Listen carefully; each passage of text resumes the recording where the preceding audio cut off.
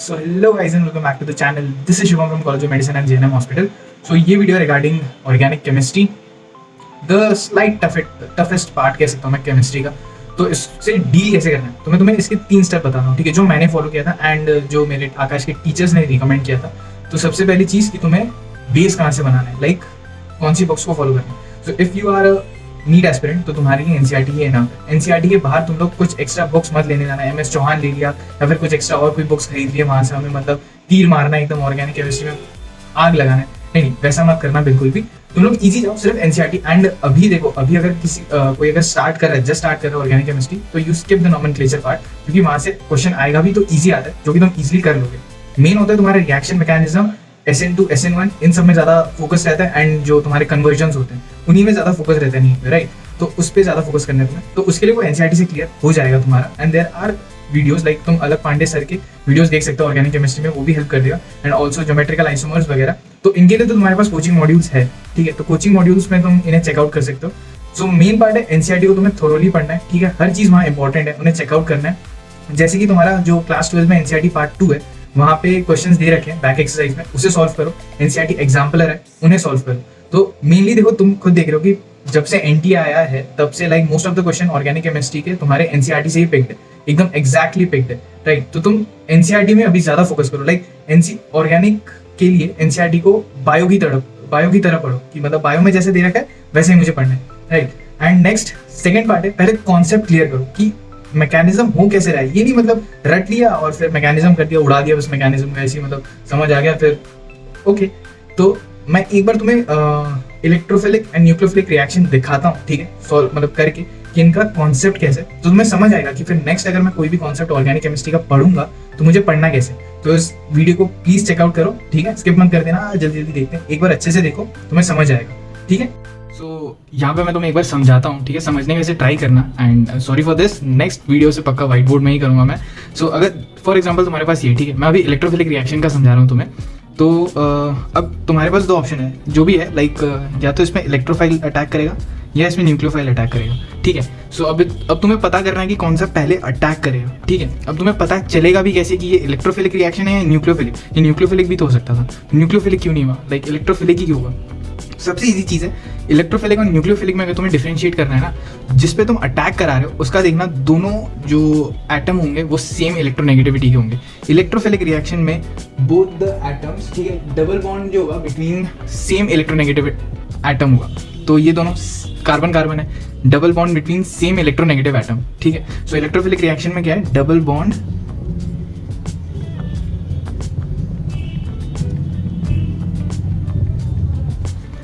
Between same electronegative atom, ठीक है. सो अब तुम्हें डिसाइड करना है कौन अटैक करेगा, ठीक है. Obviously electrophilic reaction, nucleophilic reaction, right.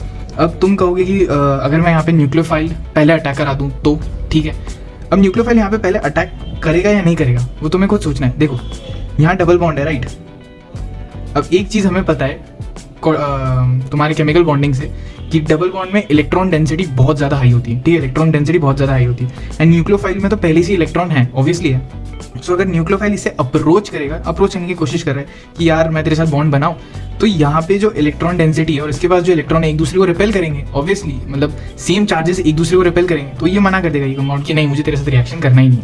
सो न्यूक्लियोफाइल उदास लौट जाएगा, क्योंकि वहाँ रिएक्शन हो ही नहीं सकता है ना. अब तुम खुद देखो यहाँ पे जो डबल बॉन्ड है, राइट, यहाँ पे इलेक्ट्रॉन डेंसिटी बहुत ज़्यादा हाई है, तो ऑब्वियसली इलेक्ट्रॉन दूसरे इलेक्ट्रॉन को रिपेल करेगा ही, तो यहाँ से न्यूक्लियोफाइल अटैक नहीं हो सकता. अब अगर केस आ जाता है इलेक्ट्रोफाइल अटैक करता तो क्या होता, अगर इलेक्ट्रोफाइल अटैक करता तो. सो यहाँ पे जो तुम्हारा डबल बॉन्ड है, राइट. सो इलेक्ट्रोफाइल जब जाएगा, यहाँ का जो इलेक्ट्रॉन क्लाउड है वो पूरा इस तरफ, सपोज ये फर्स्ट कार्बन पे अटैक करने की कोशिश कर रहा है, ये फर्स्ट या सेकंड इलेक्ट्रोफाइल फर्स्ट कार्बन पे अटैक करने की कोशिश कर रहा है. अभी पहले से इलेक्ट्रॉन डेफिशिएंट है और इसके पास पूरा इलेक्ट्रॉन भरा है, तो इलेक्ट्रोफाइल एक जाके उससे कहते हैं भाई थोड़ा इलेक्ट्रॉन दे दे यार, मेरे पास कुछ है नहीं, इमोशनल बातें करते हैं. एंड ऑब्वियसली इसका जो इलेक्ट्रॉन क्लाउड है वो इस तरफ खींचेगा, ठीक है, इस साइड से इलेक्ट्रोफाइल की तरफ खींचेगा वो पूरा, ठीक है. तो यहाँ से क्या होगा, बॉन्ड ब्रेकेज स्टार्ट होगा, ठीक है, बॉन्ड ब्रेक होना स्टार्ट होगा. सो ये ऐसा हो जाएगा कुछ कि यहाँ से ये बॉन्ड टूट रहा है एंड इलेक्ट्रोफाइल यहाँ पे बॉन्ड फॉर्म कर रहे हैं, ठीक है. तो ऑब्वियसली तुमने मोस्ट ऑफ द मतलब देखा होगा हर जगह में क्या होता है कि ये यहाँ पे आ गया, राइट, मतलब यहाँ से ये शिफ्ट होकर इधर आ गया एंड ये इलेक्ट्रोफाइल फिर यहाँ पे जाके अटैक कर रहा है, राइट. तो ये हो रहा है तुम्हारा बॉन्ड फॉर्मेशन, मतलब पुराना बॉन्ड टूट गया, नया बॉन्ड फॉर्म कर रहे हैं, ठीक है। अब क्या होगा, यही रिएक्शन अगर मैं नीचे लेके आता हूँ, ठीक है, यहाँ पे फोकस करते हैं इस रिएक्शन को। सो मेरे पास अब नया प्रोडक्ट आ चुका है ये, ठीक है। अब बात है ये वाला कार्बन, अपना सेकंड नंबर वाला कार्बन, वो इलेक्ट्रॉन डेफिशिएंट हो चुका है। वो कह रहे हैं कि इसके पास सब कुछ आ गया, मेरे पास तो कुछ भी नहीं है। अब इस टाइम पे जो न्यूक्लियोफाइल स्टार्टिंग में हमने रिएक्ट करने की कोशिश की थी, वो अब यहाँ पे अटैक करेगा। तो न्यूक्लियोफाइल अब यहाँ पे अटैक करेगा। तो इजीली यहाँ पे तो इलेक्ट्रॉन है नहीं, पहले से इलेक्ट्रॉन डेफिशिएंट है क्योंकि इसमें पॉजिटिव चार्ज है, राइट, क्योंकि वहाँ से चला गया था, वहाँ से इलेक्ट्रॉन इस फर्स्ट वाले कार्बन ने खींच लिया था।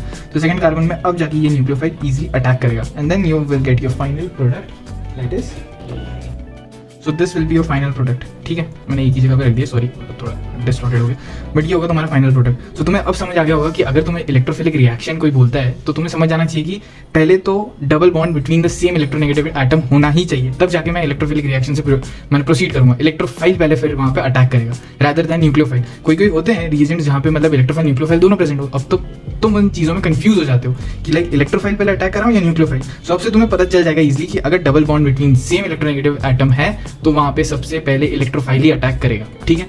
नेक्स्ट अब सपोज इस न्यूक्लियोफिलिक रिएक्शन के लिए मैं लेता हूँ C, ठीक है, एंड डबल C तो लूंगा नहीं ऑब्वियसली क्योंकि वो डबल C वाला केस इलेक्ट्रोफाइल के लिए हो जाएगा। तो यहाँ पे D ले लेता हूँ मैं, कुछ और इलेक्ट्रोनेगेटिव एटम। सो सपोज यहाँ पे सपोज कर रहा हूँ मैं कि जो इलेक्ट्रोनेगेटिविटी है वो D की ज़्यादा है एज कम्पेयर टू C, ठीक है, एंड दिस इज, ठीक है। अब तुम्हारे पास फिर से वही सेम केस है, या तो यहाँ पे इलेक्ट्रोफाइल अटैक करेगा या यहाँ पे न्यूक्लियोफाइल अटैक करेगा। तो किससे अब अटैक करवाना चाहिए तुम्हें, ठीक है। तो सबसे पहली चीज़ यहाँ पे D इलेक्ट्रोनेगेटिव है, राइट, सो पार्शियल नेगेटिव, यहाँ पे पार्शियल पॉजिटिव, इलेक्ट्रोनेगेटिविटी डिफरेंस की वजह से। अब ये बेसिक चीज़ें केमिकल बॉन्डिंग में, वो तुम्हें इतना तो पता हो गई। तो यहाँ पे दो चीज़ें, दो रिएक्शंस करवा सकते हो तुम, राइट। सो एक काम करते हैं, पहले न्यूक्लियोफाइल से करवाते हैं फिर इलेक्ट्रोफाइल से, ठीक है। दोनों साइड को हम लेके चलते हैं, बराबर मान के चलते हैं। सो अगर इस वाले केस में मैं देखूँ,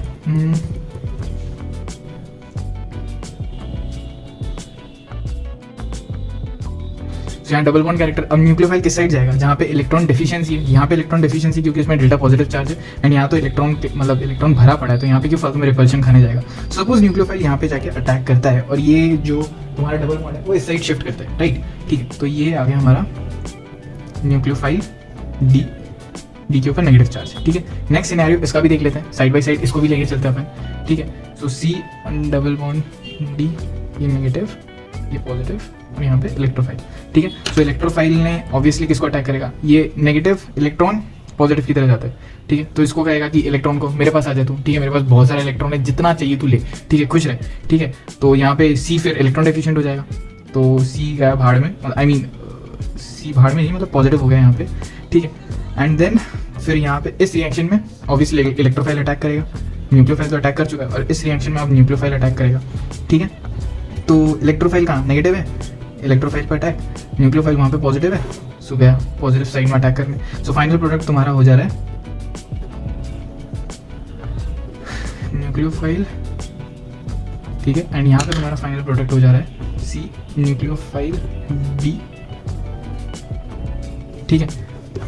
अब दोनों में प्रोडक्ट तो सेम है, दोनों में प्रोडक्ट सेम है, इसका भी सेम है, ये भी सेम है, ठीक है। अब मैकेनिज्म तुम कहोगे तो फिर भैया डिफरेंस कैसे पता चला कि न्यूक्लियोफिलिक रिएक्शन है, ये मैं बोल कैसे दूं कि ये न्यूक्लियोफिलिक रिएक्शन है, राइट। अब सोचो यहाँ पे क्या है, तो बेस्ट चीज़ है हमेशा स्टेबिलिटी, ठीक है। तुमने लाइक अभी तो तुम्हारा बेसिक क्लियर होगा ही ऑब्वियसली, तो तुम्हें पता है स्टेबिलिटी कैसे चेक करना है, ठीक है। स्टेबिलिटी इंटरमीडिएट की हमेशा चेक करते हैं ऑर्गेनिक केमिस्ट्री में कि इंटरमीडिएट की स्टेबिलिटी कितनी है, ये इंटरमीडिएट है यहाँ पे, राइट, क्योंकि मुझे स्टेबिलिटी चेक करनी है, ठीक है। इन दोनों में सबसे ज़्यादा स्टेबल कौन होगा, थोड़ा दिमाग लगाओ, तुम्हें पता चल जाएगा। केमिकल बॉन्डिंग से या फिर ऑर्गेनिक में जब तुमने रेजोनेंस या फिर उन सब चीज़ों में भी थोड़ा बहुत फोकस किया होगा तो तुम्हें पता होगा, या फिर तुम्हारे टीचर ने भी बताया होगा, ऑक्टेट, जिसका भी ऑक्टेट कंप्लीट रहता है वो सबसे ज़्यादा स्टेबल रहता है, राइट। इन दोनों में ऑक्टेट किसका कंप्लीट है, अगर मैं चेक करूँ यहाँ पे C पे पॉजिटिव चार्ज है, 6 मतलब यहाँ पे इसका ऑक्टेट कंप्लीट नहीं है, राइट, 6 इलेक्ट्रॉन्स ऑक्टेट कंप्लीट नहीं है, इसका यहाँ पे ऑक्टेट कंप्लीट है। मतलब ऑल ओवर अगर मैं देखूँ ये जो इंटरमीडिएट है वो ज़्यादा स्टेबल है एज कम्पेयर टू दिस, तो इसको तो भाड़ में जा, लाइक तू भाड़ में जा भाई, ठीक। और सॉरी मेरी राइटिंग ऐसी है, अब समझ सकते हो डॉक्टर लोगों की राइटिंग थोड़ी बहुत ख़राब होती है, तो ऑब्वियसली ये सही है। तो फाइनल प्रोडक्ट मेरा यही होगा एंड मैकेनिज्म यही होगा, मैकेनिज्म ऐसे ही फॉलो होगा। तो सबसे पहला अटैक किसने किया, न्यूक्लियोफाइल ने, तो ये न्यूक्लियोफिलिक रिएक्शन हुआ। उस केस में सबसे पहला अटैक किसने किया था, इलेक्ट्रोफाइल ने, सो वो इलेक्ट्रोफिलिक रिएक्शन हुआ। देखो मैंने यहाँ पे तुम्हें सिर्फ एक बेसिक आइडिया दिया है कि न्यूक्लियोफिलिक और इलेक्ट्रोफिलिक रिएक्शन को डिफरेंशिएट कैसे करना है, तुम्हें पता कैसे करना है कि कौन सा रिएक्शन कौन से मैकेनिज्म से जाएगा। अब न्यूक्लियोफिलिक रिएक्शन के अंदर भी बहुत सारे SN1 SN2 nucleophilic substitution aromatic reaction वो सब है, तो वो अलग बात है। बस मैंने तुम्हें एक बेसिक ओवरऑल कॉन्सेप्ट बता दिया कि ऑर्गेनिक को तुम्हें संभालना कैसे, ठीक है।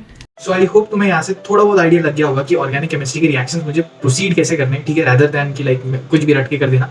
तो अभी तुम लोग कुछ क्वेश्चंस खुद से ट्राई करो ऑर्गेनिक केमिस्ट्री के, एंड नेक्स्ट है कि क्वेश्चंस प्रैक्टिस करना मत छोड़ो। थर्ड पार्ट ऑर्गेनिक केमिस्ट्री का सबसे इंपॉर्टेंट यही है, क्वेश्चन प्रैक्टिस करते रहो।